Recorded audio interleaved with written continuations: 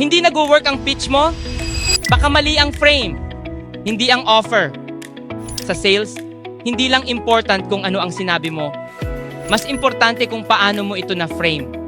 Framing power means binabago mo ang context ng pagtingin ng client para mas maging klaro, logical, at valuable ang offer mo. Here are 3 killer framing techniques sa sales. 1. The priority frame. Imbes na presyo agad makita nila, ipakita mo muna ang importance.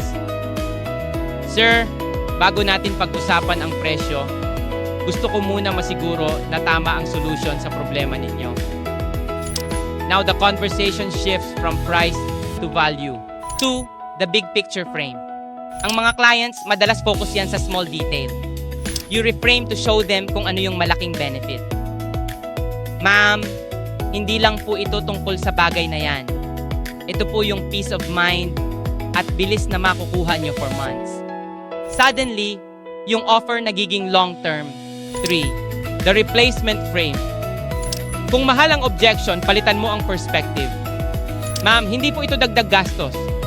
Ito po yung nagtatanggal ng gastos, stress, at delays. You didn't argue.